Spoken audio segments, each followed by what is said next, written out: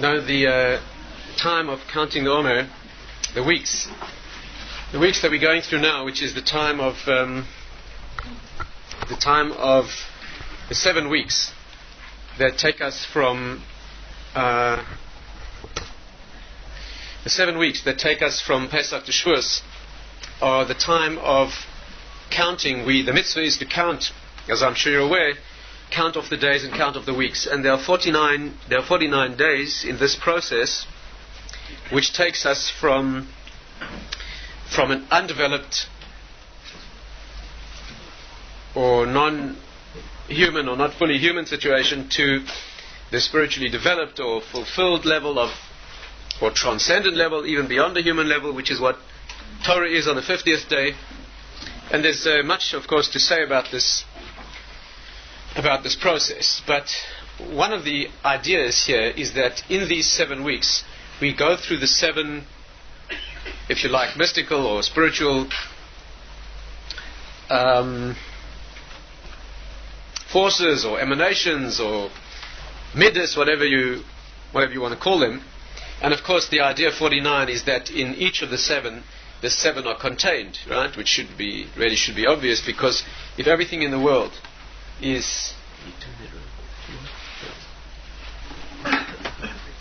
If everything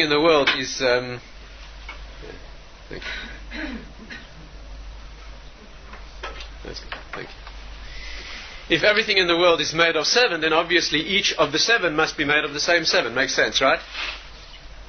And so there are 49 levels. Now, before one can go into the breakdown, one obviously needs to look at the primary 7, and each of them obviously needs full explanation and discussion. But let's begin with where we are now. This is the completion of the 2nd week of the Omer tonight. In fact, just before we enter the month of Iyar, tonight and tomorrow represents the fullness. All these points and energies have specific terminology that the deeper literature gives them. But the point is that tomorrow is the 14th day. Tonight and tomorrow is the 14th day of the Omer, which is really the completion of the 2nd week. You know that the 7th point of a 7-part structure is always the completion or the totality of that thing. And therefore tonight we are looking at the completion, and obviously inherent in that completion is the beginning of the next cycle. But at a primary level we're looking at the completion we're experiencing now the completion of the 2nd of these seven energies. And the concept is the concept of din. Din means, very hard to translate accurately, but din is the quality of precise and specific limitation. I mean, the loose translation of din is justice or judgment, that which is judgmental, or that which is connected to the judicial, or that would be perhaps the most common application. But din really means, the root of the concept means giving a specific limitation. Now, midas ad-din means when something is, shuras ad-din means the line of that which is just. You know, the English word just even means specific and precise. Just means only. Right? There's an echo of this, because the concept of justice means where there's a full limitation. Obviously justice, what justice means, as opposed to mercy or kindness, which means an extension or going beyond the letter. In English you call it the letter of the law. In Torah sources it's called the line of the law. Shuras ad-din means the line. A line is a strictly speaking, a line is a line of infinitesimally thin proportions, right? That means it's as specific as it could be. 1 millimeter before, 1 millimeter later is not the line. Right? Din means that which is exact. But not only exact. As soon as you have a concept of exactness, you have a concept of limitation. Right? Let's try to fill it out and understand it more. Perhaps the way to do it is like this. Let me share with you first of all the Gemara that I was hoping to be able to explain to some extent, which I hope will at least pique your interest, and then we could try to discuss this quality of din. The Gemara is in Chagiga and it says as follows. You can look it up yourself. It's like Yud Gimel Amud Beis. The Gemara says like this. It's a very, very complicated piece with many, many dimensions, but talking here about angels, different types of angels, how they formed, what happens to each.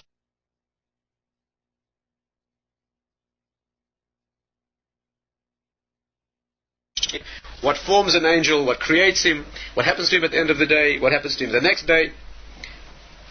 But all in terms of this quality of din. And the Gemara says like this. 1,000 or 1,000,000 of these particular creatures are servants of mine. Says Hashem, the Nahar Dinur, which means for the river of, well, the Nahar Dinur means the river of Nur. Now, Dinur is the Aramaic. If you translate it literally, it means the river of fire. If you translate that word, instead of taking it as a name, you translate it as a concept, it translates as Nahar Dinur is the river of fire, meaning that these malachim, these angels, are immersed in the river of fire. Actually, the sources that explain it more fully say that it means at the end of the day, they become immersed in this fire and consumed, and then they reproduce the next day, or at least part of them. And that's what's Shenem, because it says Na Dinur, because the verse in Daniel talks about, Daniel, of course, the name Daniel means judgment, talks about this river which goes out before Hashem, talks about the 1,000,000 creatures that go through this process and how many there are and so forth. Where do they come from? Where does it come from? Mize'asan shel chayos. Where does this river flow from? The sweat of the chayos, which means chayos are the angels, particular level of angelic beings.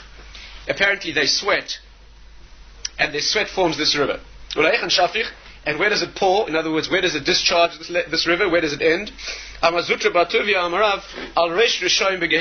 pours onto the heads of the wicked in Gehenna, in the dimension of suffering or pain or retribution in the world after this. That's where the river ends, pours on their head. Because it says, it will affect itself on the heads of the wicked. On those who were, this is a hard word to translate, it means who were, as it were, those beings who, as it were ordained, in the sense of ordained to be created, and were never created. Shenema, asher kumtu v'lo yetz. That means they were destined to be created, but without a time. The commentaries explain, it means these were creatures, souls. For want of a better description, human souls. Who were destined to be created and never were. Now Yutzak Yesoidam, this river pours on their heads and they suffer this enormous pain. Right? Obviously the questions, at least some of them should be apparent here. What are they suffering for? They never were created in the first place. Now what are we talking about? Tanya, Amarim Shimon, HaChasid, Elu Teisha Meis V'Shivim V'Arba Doires Shekumtu Libaris. The reference here is to the 974 generations who are destined to be created. Kedem Shenivra Ela, before the world was created. Velonia, they were not created. Amar HaKadosh Baruch Hu, Hashem, God Himself, stood up, v'shatlan b'chol dor, and He planted them in all the subsequent generations. V'hen hein azei panim shebador. These are the brazen-faced individuals, that means the chutzpah-filled individuals that you find in every generation. And then the Gemara goes into other interpretations and other facets of this particular discussion. Now, I'm sure we're all a lot wiser in terms of understanding the world in its correctly, but let's try and put our heads into what is going on. Obviously this is an endless subject. You can feel already that I'm sure the depth and the difficulty of this area. What are these 974 generations of souls that were created before the world and they were destroyed? The facts are, before we get to what these words are indicating to us, that there were 974 generations of souls who were created before the world as we know it. And as they were brought into existence, they all sinned terribly. As they were created, no time was required. As they were brought into existence, they behaved in the worst possible way. Probably what they actually did was they simply thought in the worst possible way, but that was bad enough. And for having transgressed in the way that they did, they were immediately destroyed. That means as they were created, they were destroyed. And in order not to bring the world to ruin, they were never brought back again in one generation, but they were planted throughout the generations in small numbers. Actually, the Gemara says, some commentaries explain, the Gemara says that never more than 10, never 10 or more in a generation. Although one would be hard put to imagine, not to notice that our generation certainly seemed to get a heavy-handed dose, shall we say, of the chutzpah-filled, overconfident and individuals. But be that as it may, they were spread throughout the generations to be those individuals in each generation who would be the ones full of chutzpah, which means, of course, chutzpah is not just a, chutzpah means, there's a meaning to it. Chutzpah means to arrogate to oneself complete self-importance while yet lacking any genuine content. The way the Gemara puts it is that chutzpah is malchusa beloy taga. It means rule without a crown. Which means, of course, being like a king, but without the genuine symbol of kingship, right? If you want a crude picture of it, it would be somebody who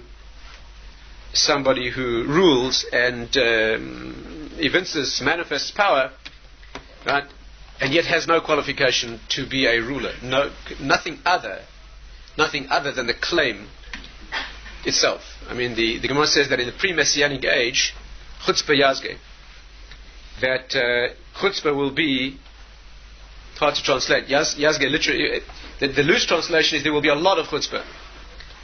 There will be a lot of chutzpah. Thanks. But if you translate it literally, that means there'll be tremendous, let's say, amplification or tremendous swelling or expression of chutzpah in the pre-Messianic generation. But if you translate it literally, chutzpah yazge means there will be enough chutzpah. Sagi means enough. And the Briskerov used to say what it really means is, I mean, it's a wry, sort of humor in it, but he used to say that chutzpah will be enough means that all you'll need in that generation will be chutzpah. That's all. It will be enough. That's all you need. All you need is bluster and self-confident sort of self-assertion, and that's all you'll need. Such will be the leaders of the generation, will be the people who claim to be able to be leaders, even though they have no qualification other than the desire to have the power, which is the silliest reason imaginable to give anybody power, is the fact that he wants power over you. I mean, who could be less responsible than somebody who all he wanted was to have the power over you that you've given him? Is ridiculous, but be that as it may, that's what will happen. So these were the individuals who were created as souls before the world was created. There's a lot that's written about it in many sources that we have, the deeper sources. This is one of the references here is to worlds that were created and destroyed before this. The Medrash says that before this world was created, worlds were created and destroyed. And there are many interpretations of that statement, but the one that's relevant to us this evening is these worlds of souls that were created and destroyed before the world. Obviously the question is, why did Hashem create worlds and destroy them? The same source says, Dain loy hanyali, Dain hanyali. That means this doesn't help me, this is not what I want, this is not what I want, this is the one that I want. Those worlds were created, it says, like sparks that fly from the anvil. When a smith is working, the sparks they fly and then they extinguish, and they were not brought into existence. Until this world was created, obviously this raises many questions. What does it mean, worlds created that were not right? I mean, he doesn't make mistakes. What's going on here? What is going on here? Why, incidentally, 974? I mean, that I presume is obvious. No? Not obvious? It should be obvious. It says, Davat Siva le'elef dor, that the Torah, his word was commanded to 1,000 generations. And it says in Tehillim. That means that the Torah was to be given, and was given to the 1,000th generation. That means after 1,000 generations had lived, the 1,000th generation will be given the Torah. A little simple history and arithmetic will show you that there have been nowhere near 1,000 generations in the history of the world. Right? We claim, we understand that the world is only less than 6,000 years old. And from Sinai till now, for example, from Sinai until now, there have only been some 80 odd generations. If you count a generation as 40 years. And Sinai was 3,300 years ago. That's only just in excess of 80 generations. So where in the history of 5,000 odd years, right, or certainly in the years until the Torah was given, 3,300 years ago, where was there time for 1,000 generations? Right, on the contrary, the only number of generations, and we have them all documented accurately in the Torah itself, from the creation, from Adam to Moses to Moshe, who received the Torah, there were exactly 26. Right? 10 from Adam to Noah, 10 from Noah to Avram, and 6 from Avram to Moshe, 26 generations. So where were the 1,000 generations that the Torah was given to?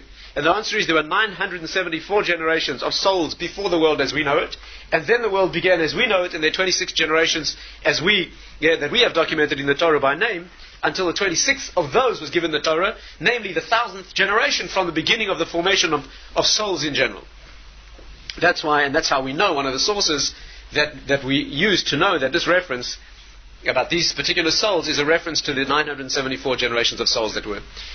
Now, what exactly is going on? So let's try and discuss this evening a little bit on this final night of the week of this quality, because every week, obviously, one tries to incorporate the correct version of that particular midah quality in the character. In fact, some people take it more seriously than that. They break it down to 49 particular details, and each day of the 49 they work on that particular refinement of character that they suggest. If you do it that way, then tonight would be the fulfillment and the fruition and the completion of this quality of ultimate discipline, or ultimate limitation, or ultimate justice, if you like. Let's try and study it and see if we can get a bit of a better understanding of what's going on here. And of course, ultimately what we want to do is, apply it, right? We want to not only understand a Torah subject in depth here, but even if we don't have time to go into it fully, obviously what we're intending here is to internalize the quality so that we can walk out of here one step more advanced on that journey that takes us from Pesach to Shavuos, obviously. The quality of din means, perhaps the best way to illustrate it is that the first week where the Sefirah begins during Pesach is the week of Chesed. The midah of Chesed is the midah of complete unlimited outpouring. Right? What you might call, perhaps the best application you might be able to express would be unlimited love, which means really an unconditional, unlimited giving. The first quality, called Chesed, means a giving. Giving means giving of all that there is to give, including obviously the self, without any limitation. We have, for example, the statement, Olam Chesed Yibone, the world is built on Chesed. When Hashem created the world, it was an act of Chesed. That means a pure giving. Since obviously He cannot take, since He is complete and within Himself, the purpose of creation of the world was to be a manifestation of His giving. A lot of detail obviously to be discussed here. We look it up in the beginning of Derech Hashem in the Ramchal, who speaks it out clearly. The first quality is the quality of Chesed. In any relationship, surely the underlying motivation, and surely that on which I predicate the whole relationship, is my love for you.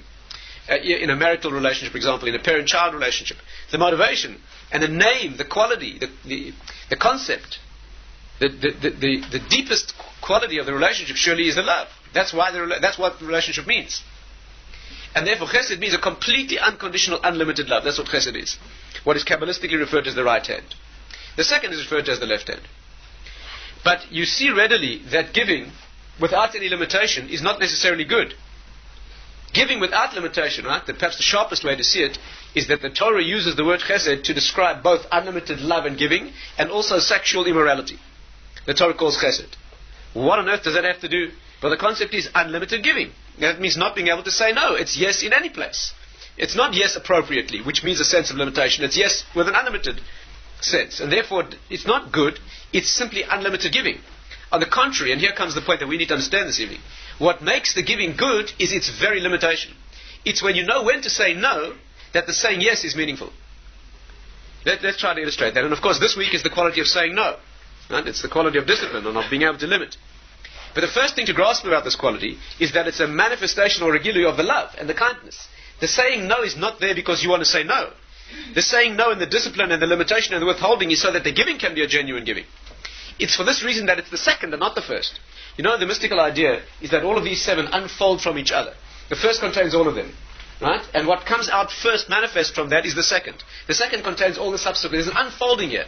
Right? Just like conception contains the future of the child. The pregnancy is only an expression of what was laid down in the conception. But the pregnancy itself has all of the future of the child. It's a development that will later be revealed in the next stage. This is not a chain with one thing attached to the next. This is a birth process in which the first contains all, and it gives birth to the second and all subsequent ones. The second becomes the first with respect to what comes later, and it gives birth to the subsequent.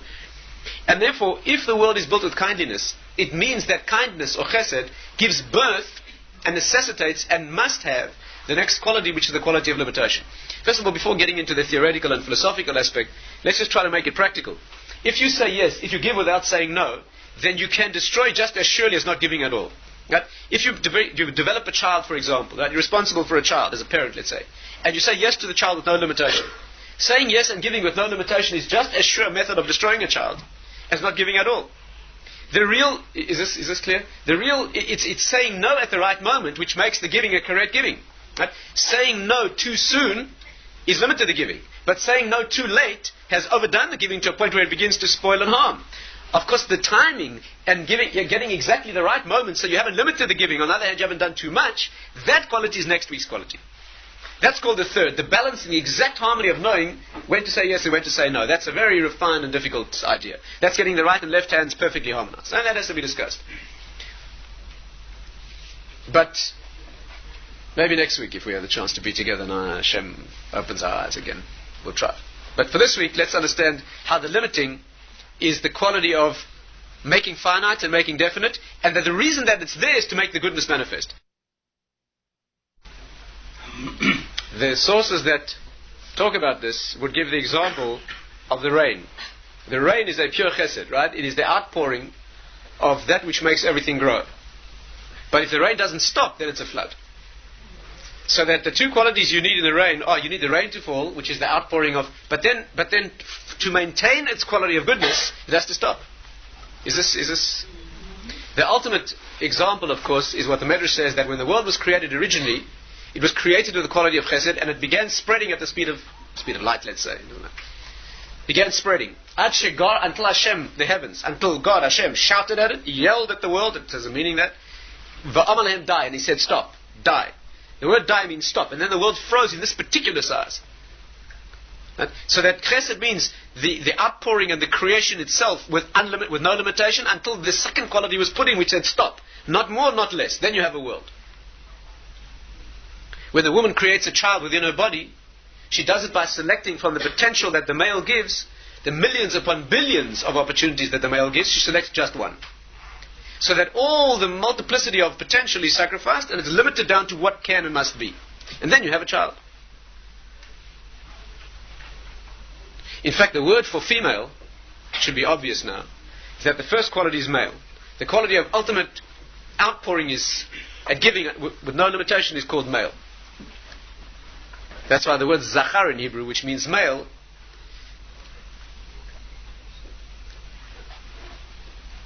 adds up to the same numerical value as bracha, which means a blessing.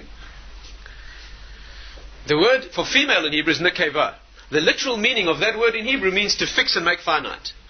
Right? Like it says, nakva schach alai v'ten. Fix your wages and I'll pay you. Give me a figure. Until you quote a figure, you can't be paid. You have the thrill of knowing that you could say more and more and more. But until you say the figure, you get nothing. The duality here is that there's a pain in saying a limitation. On the other hand, it makes it real. And therefore, in order to have genuine goodness, you must have the quality of detaching. I'll just give one more example, which is a practical one, which is very important, of course. To understand, again, it should be obvious.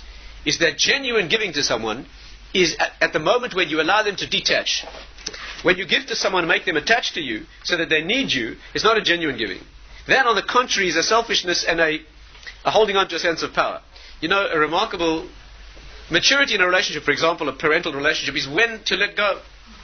Because, or if in a charitable relationship, for example, if I give you charity, but I hold you attached to me by having to come and, because you need me all the time, there's an element in that that's not charitable at all. But when I give you that which makes you independent of me, even though I no longer have the privilege and the thrill of giving you, but I make you independent of me, right, is a much deeper charity. Like they say in the secular world there, they say, instead of giving a man fish, teach him to fish.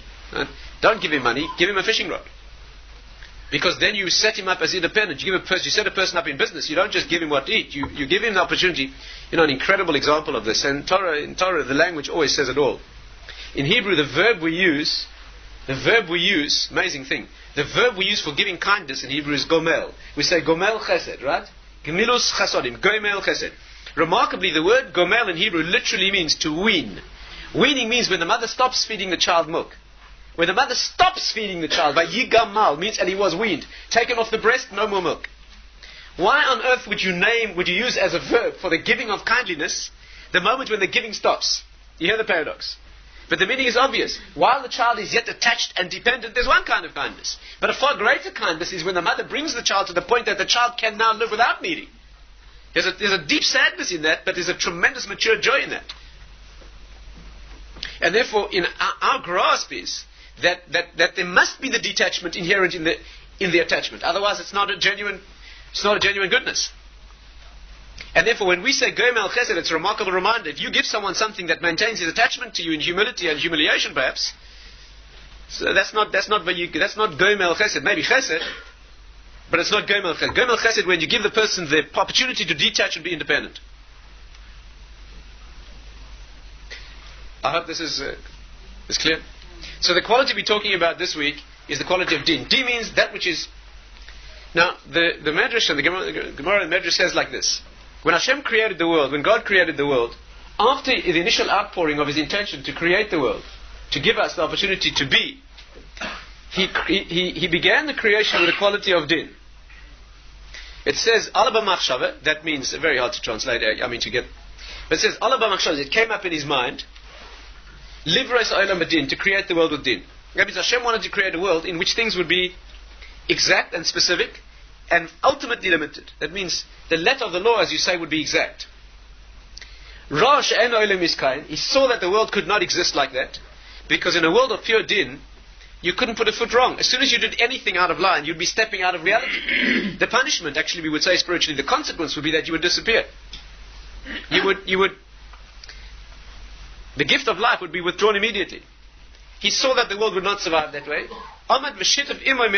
So he stood up, as it were, and he combined with the quality of din, of strict limitation and justice. He combined the quality of rachamim, which means, loosely translated, kindliness or mercy, let's say. Which means that if you put a foot wrong, you do something wrong, you're not held accountable to the strict and limited letter of the law. There's an extension, there's a second chance, there's an opportunity to plead, and therefore the world survives. Now, this idea presents many problems. First of all, what does it mean? When we say that he wanted to create the world with din, and then he saw that the world wouldn't survive, so he added rachamim, there are a number of fundamental questions. Again, these are fundamental Jewish ideas, okay? It's worth concentrating deeply, because Torah is built, these are the underpinnings, these are the energies that underlie Torah, okay? These are the 7 fundamental things that build the world. They may sound abstract and it may be a little difficult at first to grasp, but these are the pillars or the foundations on which everything is built. What does it mean, first of all, that he wanted to create the world with din and then saw that it wouldn't survive, so he added rachamim? When he made a mistake? When we're talking about Hashem, about God, Alaba Machshava, it occurred to him to build the world with din, then he saw that the world wouldn't survive, so then he added rachamim. Right? What is this? You realize we're talking here about nothing other than creating souls that in fact could not survive and died. So then he created souls afterwards, namely Adam, and the rest of history, that could survive, on a different basis entirely. What does it mean that it occurred to him, but it wasn't viable or feasible, and therefore And secondly, how can you combine mercy? How can you combine mercy with din? Din, that's a contradiction in terms. Din means that which is exact. You can't combine something that's not exact with something that's exact and still have that which is exact. You can't do that. You could say, it would have made sense to our intellect to say, he wanted to create the world with justice, with din, saw that it wasn't viable, set aside the din, and created the world with rachamim, with mercy, with extensions, with kindness, that you can understand. But how on earth can you possibly combine... Are you with me? Din means that it's exact. How can you combine non-exactness with exactness and still have exactness? How can you do that? You can do away with that which is exact and make something else not exact. That we understand. But the word isn't. The word is shitta. That means shituf means partnered. He combined a partnership of that which is exact and strict, that which isn't. Well, what does that mean? He never took away the din. The din remains. The world is based on din. But somehow there's an admixture of rachamim. What on earth? Incidentally, the word rachamim means mixture. You know that? The word rachamim in Hebrew is not the same as chesed. Chesed is the pure right-hand side, giving, unlimited giving. Din is the pure left-hand side. Rachamim is a kindness that itself is a combination. The word rechem, which is the root of the word rachamim, means the womb, which is a central organ. Right? In fact, in the deeper sources, they talk about chesed, din, rachamim, chadar. Right chesed, left din, the middle rachamim, which is a combination. Very few central organs in the body. Almost none. Almost none. Only the tongue, essentially. That the bris of the tongue and the bris milah, or in the female is the rechem, the womb. That is a central structure. Very little, if anything else. That is the place of combination of opposites. Obviously, it should be painfully obvious, patently obvious, that the womb is the place of combination of the right and the left. That's where male and female energies meet. That's why the word rechem, if you rearrange the letters, it spells machar, which means tomorrow. That's the place of birth of the future. And of course, the same 3 letters are ramach. The 248 organs of the body that are formed, in fact, over there. And other permutations as well. Chomer, which means the material of the body is formed there. Many others, of course. All relevant. But also cherem, because that's where destruction of the previous form takes place. But that's what rachamim means. It is this quality of combination. In fact, Hashem's name, the name of Hashem, Yud Kei Vav Kei, the name we never pronounce, is often expressed as the name of rachamim. The truth is, it's above. You know that all the divine names, each one brings a quality into the world. Shem Elokim, for example, is the name of justice, strict din. Name Adnus, Aleph Dalet Nun Adoy, that name, another quality. Shakai means She'amalei Lomei Dai, who said stop to the world. Each name, the Yud Kei Vav Kei, that name that we never pronounce, is sometimes conveyed as being the name of Rachamim. In fact, it's much more than that. It's the name of all names. It's the place where all is one. But that's what's meant by Rachamim. It's where opposites meet. It's where opposite meets. It means it's the name that is Rachamim, which is not a contradiction to Din. It's much deeper than simply one particular midah. But if there is a midah, this is the way to express it, would be midas Rachamim. So the questions we have are, first of all, how could he create a world in which there's a combination of Din and something that's not Din? That's a contradiction in terms. And secondly, what does it mean that he wanted to create a world with justice and then... Well, the concept is something like this. Why, first of all, is a world created with Din not viable? Why is such a world not able to survive? And the reason is that, in very, very basic, even perhaps childlike terms, if a world is set up where the rules are the rules, and we have to remember that the creation that Hashem makes is existence itself, and you go against the rules. So in simple terms we'd say you'd be punished by being killed. But in deeper terms we'd say you would have passed out of existence. Imagine a world in which Din is exact, which means that there are rules, right? If you break a rule, what would be the punishment for breaking the simplest and smallest rule in the Torah? The answer would be just as serious as the most serious one. Let's try and understand this. You know that, again, it's a long discussion, but just briefly in a nutshell, let's extract what we need. You know that every mitzvah has got two components, and every avera has two components. Long discussion, but very briefly it's like this. Every mitzvah has every commandment that you fulfill has two spiritual consequences. One is that it's an opportunity to obey a command. Never mind what the thing is, it doesn't matter what you're doing, you're obeying what you... But there's a second component to every mitzvah, and that is you building part of the world. The mitzvahs could have been what they call whimsical. That means it doesn't matter what it is, it's just an opportunity to obey. He wants you to wear this on your clothes, and he wants you to wear this and eat this kind of food and not eat that. It doesn't matter what it is. It's an opportunity for an exercise in discipline and obedience. But our concept is mitzvahs aren't like that. Mitzvahs aren't only an opportunity to obey. Each mitzvah builds a part of the world. It is also an opportunity to obey and do what he wants. But it's also that he's trusted you, entrusted you with building that part of the world that corresponds to that mitzvah. The mitzvah is an exercise in building the world. It therefore follows that when you disobey, when you break something, you're first of all disobeying an order of the king, and you're secondly harming part of the world. Now, what is the punishment for those two components? And the conclusion is remarkable. The punishment for harming part of the world depends what part of the world you harmed. Because the damage there is what comes back and affects you, since the whole world is built on midah keneged midah. One of the most primary expressions of din in the world is that you get only what you do. Can you see how that is measure? We call it measure for measure. Right? We call it midah keneged midah. Measurement for measurement exactly. And the Gemara and our sources all say that all the other qualities may be blurred and indistinct in our phase of history. But that quality never is annulled, not for a moment, because it is din. You don't always see it, and that we'll have to discuss why. But it means that always whatever you do is exactly affecting you, exactly the way you did it, and doesn't happen to you until... That means, yeah. So it depends what you did. That will be the degree of damage. But you didn't only do that damage, you also disobeyed. Let me put it to you in very childlike terms. Let's say you're standing in the presence of the king. And the king says, I hereby give you certain orders. One of my orders is, don't kill any of my subjects. And another of my orders is, don't spit on the floor in the palace. And as the king says that, you go, and you spit on the floor. Do you know what they do? The fellows at the side with they walk over and they take your head off immediately. You only spat on the floor. That's not the point. The point is that you flagrantly disobeyed an order of the king. You might have done less intrinsic damage to his kingdom by spitting on the floor than by killing one of his subjects, no question about that. But in terms of a flagrant disobedience of an order, it doesn't make a difference what. Right? Is the point clear?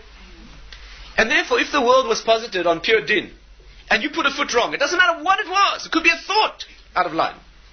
You would have disobeyed, you would damage, you would have gone against, you would have controverted reality, and you would disappear instantly. So he wanted to create a world like that, saw that it couldn't survive, and mixed it with Rachamim. You know what that means? He doesn't make mistakes. He did create a world like that. He did create a world of din. And he mixed with Rachamim too. Can you understand that? No. You can't understand that, and it's the same paradox that all of Judaism is built on. That Hashem is one, and yet He's the origin and being and essence of a world that is multiple. Right? And there are many examples of this paradox. Perhaps the primary one, and we certainly can't go into this evening, the primary one is no question what we call Einod Milvadi, that Hashem is one. Hashem Echad, He's one, Einod, there's nothing besides Him, and yet there's you and me. How can you be you and me be me, and up and down, and all the differences in the world, all the particular differentiated entities in the world be separate and different? They're all part of one Hashem, one God. We can't understand. We can say it, but we can't grasp that.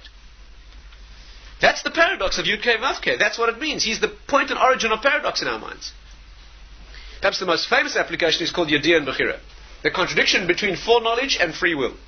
How can you have free will if He knows beforehand what you're going to do? So what do we say? What's our Jewish approach to that? We say that He certainly knows beforehand what's going to be, obviously. And you certainly have free will, otherwise there's nothing to talk about. And those two absolutely conflict with each other, because if He knows what's going to be in advance, there never was another option. And they're both true, contradictory, you can't understand it, and that's an axiom of Jewish faith.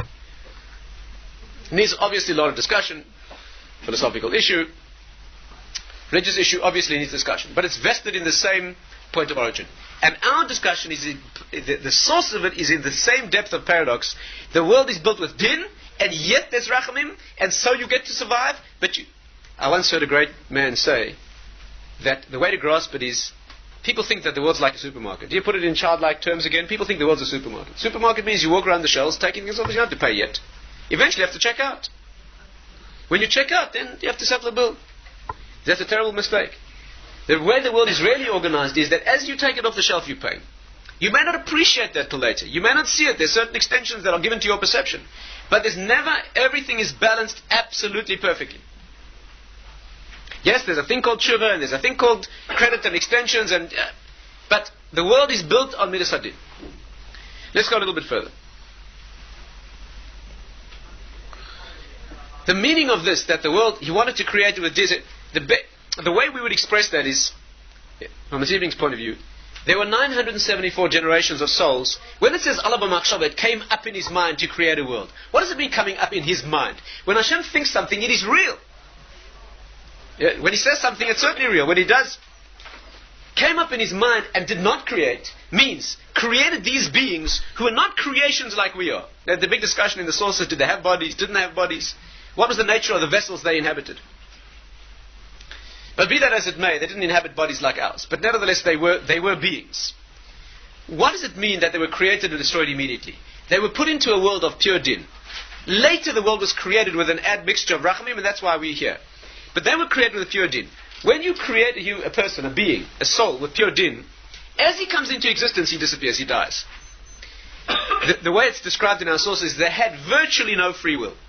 They sinned with virtually no option. Why?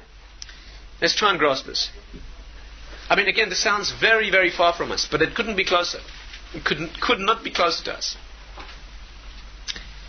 Because a being was created in a world of din. How does he see himself? When a world of din means things are exactly the way they have to be. Is that right? Absolute justice. Nothing is, every grain of sand, every blade of grass, every infinitesimal dot and speck is exactly as it has to be, what it has to be, and as it has to be. That's what din means. There's nothing that even could appear to be out of place. So as soon as a being reaches consciousness in such a world, how does he grasp himself? I have to be. What's called in our philosophy, mechuyav hametzias. I have to be. He grasps himself as essential in his nature as God Himself. But obviously, if the world is a world of din, and I'm a function of that world, and my consciousness is part of the world, and everything that is needs to be the way it is, then I have to be this way. As if to say, He couldn't get along without me. I'm essential. I'm not dependent on Him for my existence. On the contrary. And as soon as a being grasps itself as detached from and complete unto itself, it disappears. Because it's placed itself beyond existence. The genuine nature of existence in the world is only Hashem's existence. That's what we mean, Einod Milvadi. To the extent that you are transparent, to the extent that you are a transparent emanation of His existence, to the extent that you're nothing other than a reflection of what he is, to that extent you're real. Of course, there's an immense paradox there. Because to become real, you have to give yourself up entirely. To become a genuine reflection of something genuinely real, you have to be completely transparent. And the paradox is when you do that, you become individually and independently great.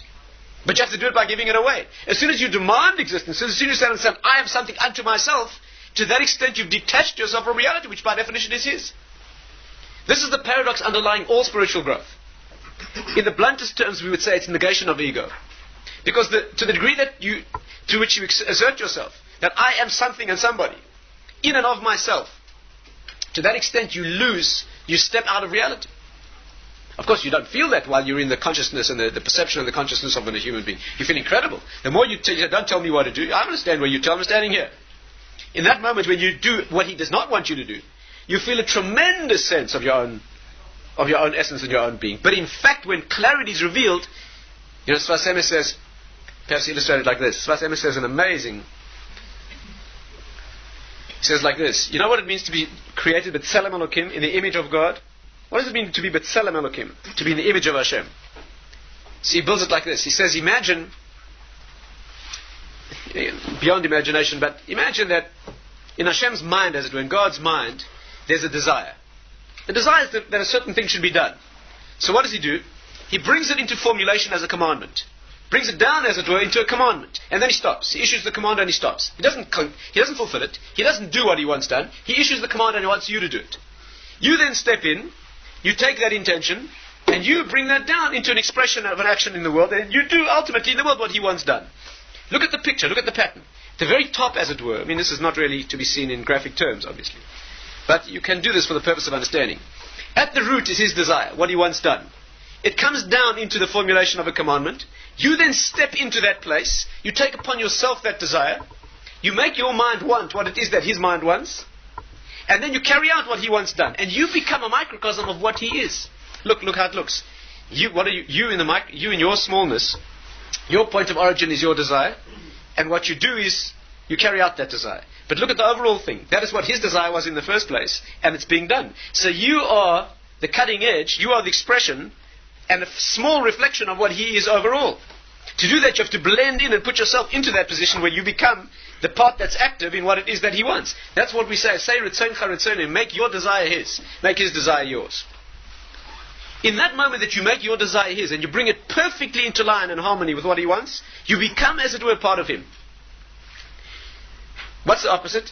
You say, don't tell me what to do, and you step aside. I'll do what I want. And you step out of the path of energy that is reality. In that moment that you step aside, you feel cosmic in your greatness, because you are the point of origin, nothing above you.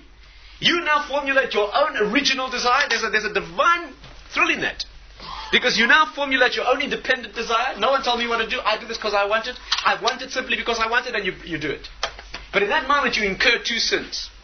One is you've now done something that shouldn't have been done, and secondly you left a piece of reality unbuilt. Because you should have been fulfilling at that moment that which was meant to happen. And you stepped out of reality that moment. So the paradox is that you feel enormous in your dimensions then, because in that moment you are all there is. That feeling and that effort is called idolatry. That's a consciousness of self as divorced from and separate from and all that there is. These souls were created, their first sensation was the sensation of, I'm everything that there is. I'm an essential part of, I'm not an emanation of anything else. I am necessary. I'm complete unto myself and I'm necessary. All the great Nimrod, for example. Nimrod, the original king of the world. When all humanity was united in one language and one culture. Nimrod means the one who rebelled. He taught that he was the creator of the world. Imagine a human being. And all the greats of the black side, the dark side, did that. Pharaoh, for example. Paroi. The Nile River is mine and I created me. There's one version that says I created it, and the second that says I created me, myself. How can a human being in his right mind get up and foist a belief on his people that he created himself? You know what it means to say you created yourself? That you are the beginning and the end of your own essence. You are self-contained and perfect and shalom and complete unto yourself. Esau said the same thing.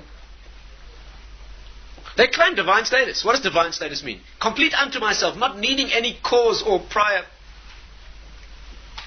And if you think it's ludicrous, that's exactly what you and I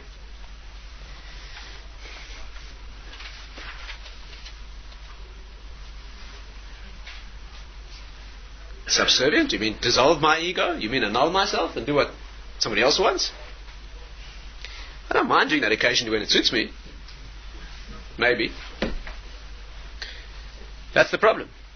The beginning and the end of spiritual growth is the power of self-annulment. That means that, and the problem with the quality of this week, right, is that strict din, strict justice, right, that is the problem with it. Right. The positive side, obviously, is the sense of due limitation, where correct discipline and correct boundaries are set. All Musa, that means all Jewish character building, all personality development, one way or another is self-control. Sense of limitation, in one way or another. In fact, on the contrary, our sources indicate that every mitzvah in the Torah is an effort of control. Positive mitzvahs are injunctions to do something when you wouldn't normally feel like doing it. And negative mitzvahs are to stop you doing something that you would be urged naturally to do. Lo dibra Torah ela keneged. The Torah only speaks against your natural, lower, childish, animalistic desires or vested interests in one way or another. And the impure side of this sense of limitation is the sense of seeing things as they have to be, which means it couldn't be without me. On the contrary, the full version of it is that I'm everything. Not just that I'm an essential piece of the structure. And that's how a child is born. A child's sense of his own self is that he's the whole world. And most people, unfortunately, many people never outgrow that at all. Their world is there just to serve my needs, right? Even in the most intimate and deepest of relationships. The undeveloped mind sees them as feeding the essential essence, the essential being of what I am. And therefore, that is what's being discussed here. The river of fire, I don't have time to go into everything. The river of fire that the piece begins with is really talking about, the Nar Dinur, the river of fire, means really, you must have noticed while we've been talking together, that the word Dinur, the river of fire, the word Dinur, if you rearrange the letters, it spells Yarden, the Jordan River. Right? Which is the river that bounds the holiness from that which is external, the land of Israel, from the outside lands. At the Jordan. This is not a political talk this evening. But that's what it is. It's the Jordan River.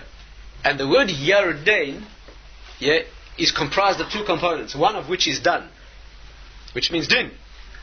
It's the river of fire is always the quality. Fire is always the quality of din. To be dissolved in that river, that means to be burned in that river. That means that's the the Marami Panu says a beautiful, very, very strikingly amazing and beautiful thing. What does it mean that the river is comprised of the sweat of the Chayas? What does it mean? This river is comprised of sweat of these particular angels. The sweat of these angels, of the Chayos, that forms this river and pours onto the heads of those who are immersed in this river, those who sit in that dimension of pain because their actions have generated negativity. What does that mean? Just let's give one interpretation that's very beautiful. We said that the whole world is based on midah keneged midah, measure for measure. Those who sit in that dimension of pain are there only because they generated it. How do you see that in this statement? You know who these angels are, the Chayes? Do you know who they are? They are the angels who hold up the kisei. Their job, the job of these angels, they are those who hold up the throne, the divine throne, the kisei. They hold Hashem, as it were, aloft. He sits on the throne. That is not a job that takes any work. Because all spiritual things that need to be carried, on the contrary, they carry the ones who carry them. What makes the throne heavy is the evil of people who live in negative. That means the wicked, evil people on earth. What do? They bring down Hashem's throne. They make it heavy to be carried.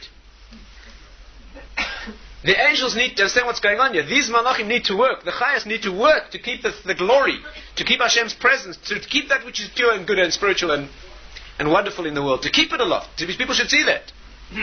But people who perpetrate evil, without getting any more specific than necessary, people who perpetrate mayhem and chaos and murder and bloodshed, and especially in the name of immorality, or any evil in the world. So the direct attack is on the spiritual source. That's where the direct attack is. The world no longer is a reflection of those values. On the contrary, so the chayas, there's spiritual work that needs to be done to uphold that And that sweat, as it were, is exactly in proportion to the Chilul Hashem. That work is exactly, obviously, in proportion. It's now the effort that must be put in to keep the world reflecting what it should. And therefore it pours down exactly on the heads of the ones who caused that work to be done in the first place, which is... It's a particularly beautiful insight. It comes from one of the great Kabbalistic masters of the last couple of centuries.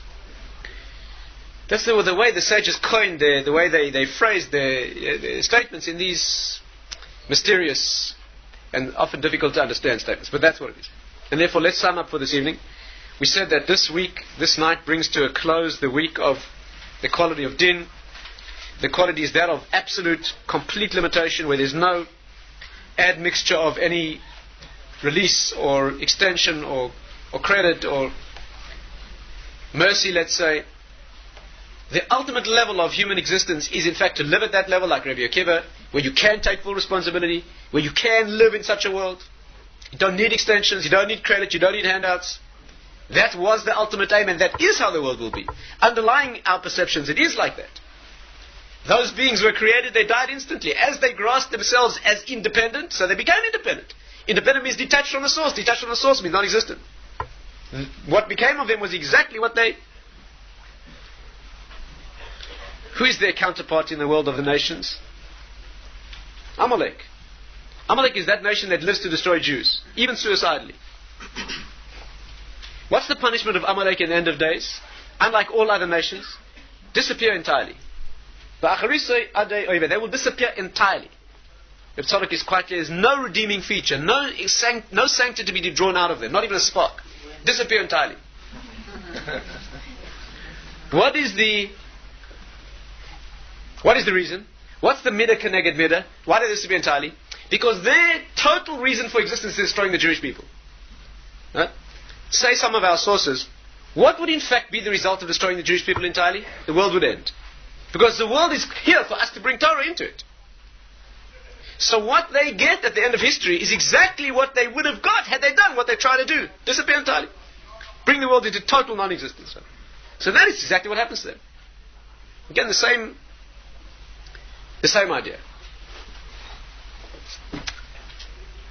So that's a beginning of an insight into this